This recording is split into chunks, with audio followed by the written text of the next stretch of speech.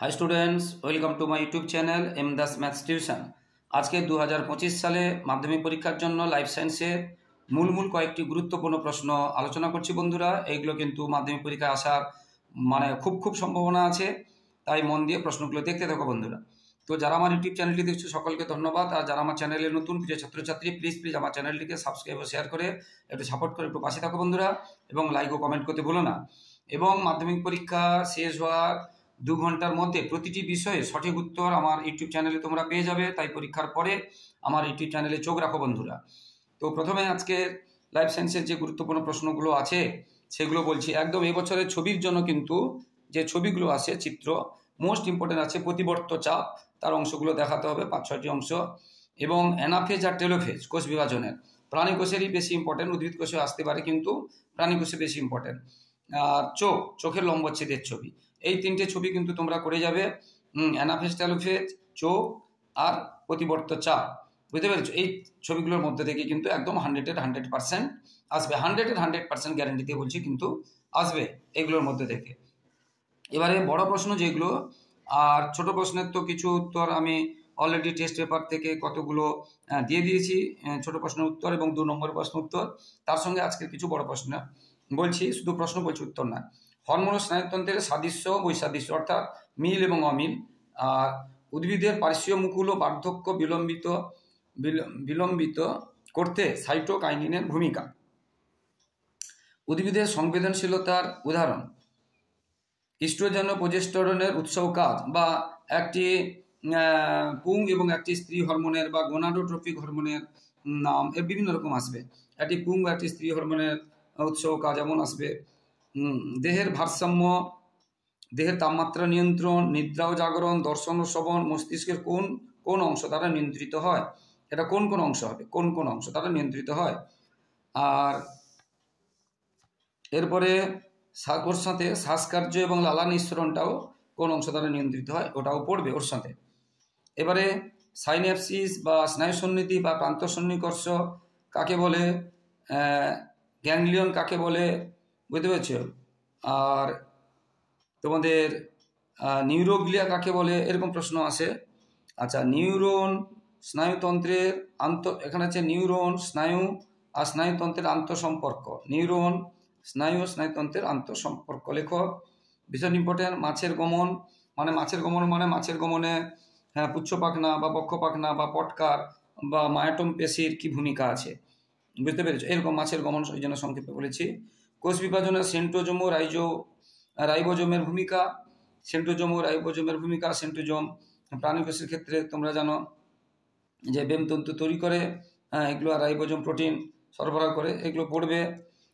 Telomere, satellite, kinetochore, স্যাট মানে পুরো নাম, স্যাটের পুরো নাম কাকে বলে, এই স্যাটের পুরো নামটা বুঝতে পেরেছ? স্যাট ক্রোমোজোম বা এগুলো কাকে বলে, এগুলো সেন্ট্রোমিয়ার, এগুলো কাকে বলে, এগুলো আসবে। এবারে ডিএনএ আরএনএর পার্থক্য, কোষচক্র, ইউক্রোমাটিন ও হেটাক্রোমেটের পার্থক্য বা কাকে বলে উদাহরণ, এরকম আছে। পার্থক্যের মধ্যেই কাকে বলে উদাহরণ প্রায় তোমরা পেয়ে যাবে। এবারে বৃদ্ধি ও বিকাশের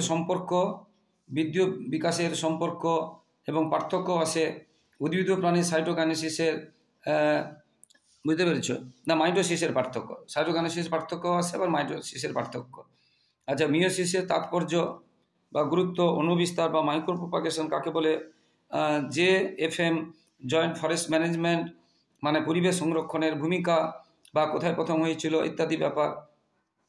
থ্যালাসেমিয়া কারণ, লক্ষণ ইত্যাদি। হিমোফিলিয়া কারণ, লক্ষণ, কোন ক্রোমোজোম দায়ী এবং বর্ণান্ধতার জন্য, এটাও শুধু। এবারে হট ডাইলুট স্যুপ কাকে বলে বা গুরুত্ব।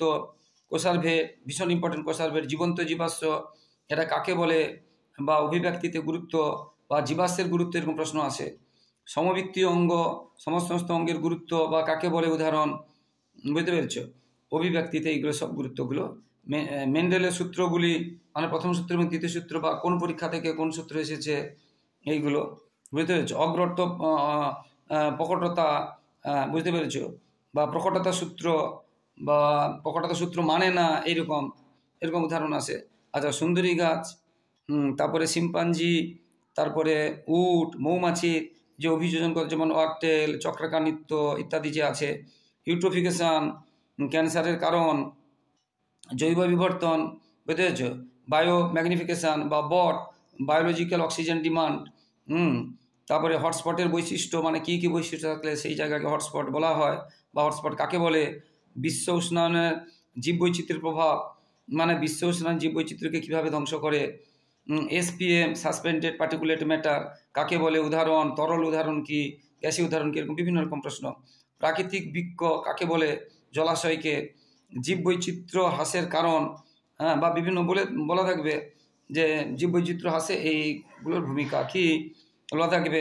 অজৈব অযৌন জননের পদ্ধতি, যৌন জননের সঙ্গে তাদের পার্থক্য, বুঝতে পেরেছ। ইতর পরাজ্য স্বপরাজ্যকে কাকে বলে, উদাহরণ, পার্থক্য, বুঝেছ। জিরাফের গলা লম্বা বিষয়ে ল্যামার্ক ও ডারউইনের মতবাদ বা ব্যবহার ও অব্যবহারের সূত্র, এরকম।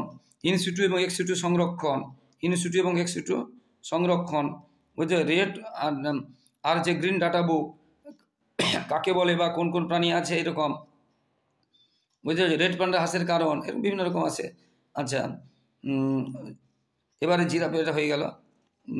নাইট্রোজেন চক্র মোস্ট ইম্পর্টেন্ট শব্দচিত্র, নাইট্রোজেন, এখানে নাইট্রিফিকেশান, ডিনাইট্রিফিকেশান এবং অ্যামোনিফিকেশান কাকে বলে এবং তাদের জীবাণুর নাম, স্বাধীনজীবী এবং মৃতজীবী, এরকম বিভিন্ন রকম ব্যাকটেরিয়ার নাম বা জীবাণু। নগরায়ন ও বিশ্ব উষ্ণায়ন কীভাবে সুন্দরবনের সমস্যা করে, নগরায়ন বিশ্ব উষ্ণায়ন, এটা আর ছবি তো বলে দিয়েছি, বুঝতে পেরেছো। বা জন্ম নিয়ন্ত্রণ